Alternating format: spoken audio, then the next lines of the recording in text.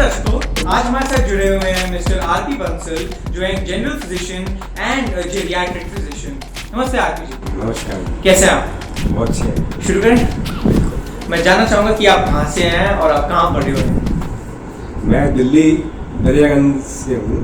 दरियागंज में पैदा हुआ हूँ, वहीं से स्कूल किया है और स्कूल के प्री मेडिकल करके उसके बाद मेडिकल MBBS करने के लिए धनबाद झारखंड चला गया था।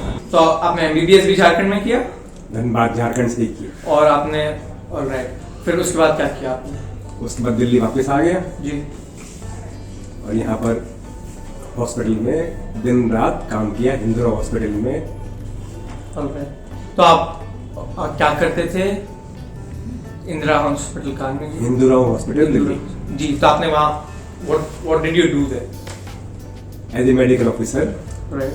तो उसमें आपका काम क्या था? Medical officer.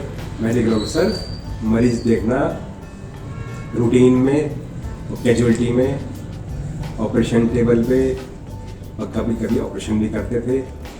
तो आप जनरल, तो आपका कोई स्पेशलाइजेशन नहीं था, राइट? MBBS बेसिक एजुकेशन है, उस टाइम सभी डिपार्टमेंट में काम करना पड़ता है।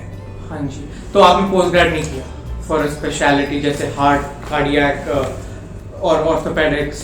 तो आपने वो नहीं किया, राइट? बहुत बार चांस मिला हार्ट करने के लिए, सर्जरी करने के लिए, परंतु बहुत मेहनत वाला काम था, उतना समय नहीं दे सकते थे, इसलिए वो रास्ता छोड़ दिया और जनरल फिजिशियन के रास्ते पे ही रहे।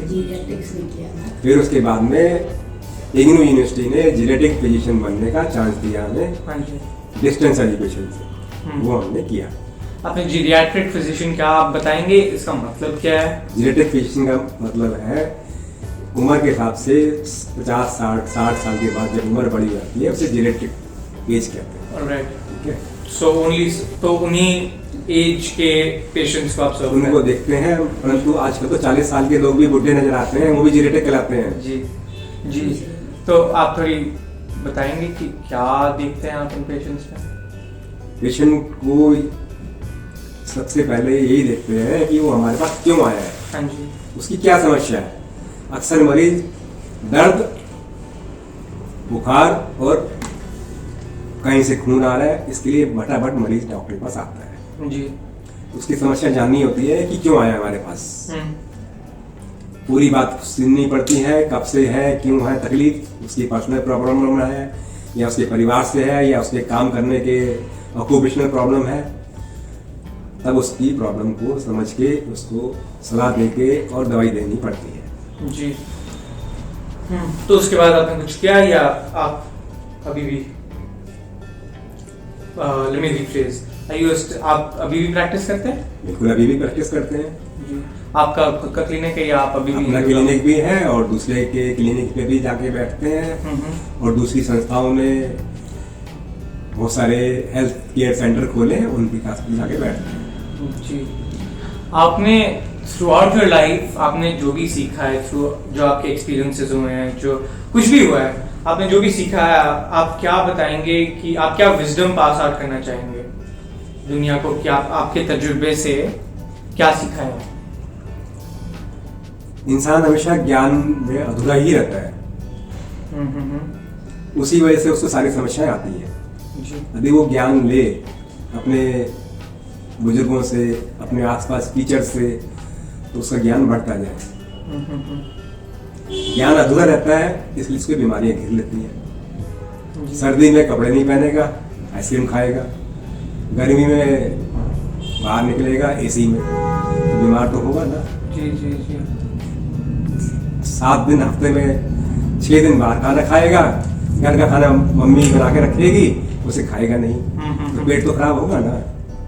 उसके लिए हम डॉक्टर नई नई दवाइयाँ बनाते हैं मार्केट में, उनको आजमाते हैं, किसी को काम करती है तो बड़ा खुश होता है, किसी को काम नहीं करती तो कहता है डॉक्टर बेकार है।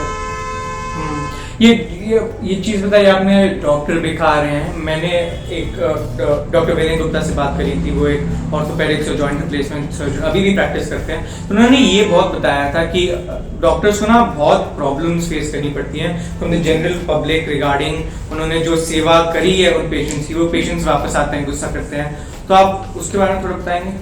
पेशेंट तो गुस्सा करेगा, क्यों, समस्याओं से घिरा हुआ है वो कभी शांत है ही नहीं, इसलिए उसको बहुत शांति से उसकी बात सुननी पड़ती है। वो मुझे अब्यूज के बारे में बता रहे थे कि लॉट ऑफ पेशेंट्स आते हैं, वो गाली वाली देते हैं, मारते हैं, उसके ऊपर आपकी क्या राय है?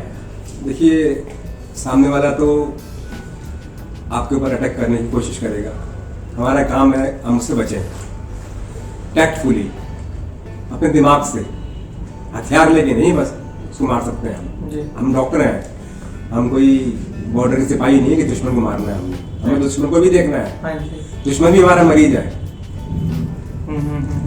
बॉर्डर पे भी डॉक्टर होता है आर्मी का, वो अपने आर्मी के पर्सन भी देखता है और दुश्मन के पर्सन भी देखता है। जी जी जी। डॉक्टर तो यूनिवर्सल ब्रांड है, उसको सबका भला करना है। तो आप बताएंगे कि कैसे इसको प्रिवेंट कर सकते हैं, कैसे डॉक्टर्स की मदद हो सकती है जिससे डॉक्टर्स को चोट ना पहुंचे? ऐसे कोई लॉ लाए गवर्नमेंट या कुछ हो? लॉ तो किताबों में रह जाते हैं भाई, ये तो इंसान की अपनी सोच जब तक नहीं सुधरेगी कि डॉक्टर पास मैं मदद मांगने जा रहा हूँ, उसको मारने पीटने जा रहा हूँ, तो मेरी मदद क्यों करेगा वो? जी जी, सीधी सी बात है। वो मदद डॉक्टर कर भी रहा है तो भी आप उसका फायदा उठाएंगे नहीं, आपका जाना बेकार हुआ, आप तो मारने जा रहे हैं उसको। जी जी जी। उसका क्या फायदा है? और कुछ कहना चाहेंगे आप किसी भी चीज के बारे में? अपना काम करते जाओ, आगे बढ़ते जाओ। और मरीज तो नए नए आते जाएंगे, आते जाएंगे, आते जाएंगे, हम देखते जाएंगे, ठीक करते रहेंगे, यही चलता रहेगा। जी, चलिए, शुक्रिया राजेंद्र जी, धन्यवाद। Thank you for joining me.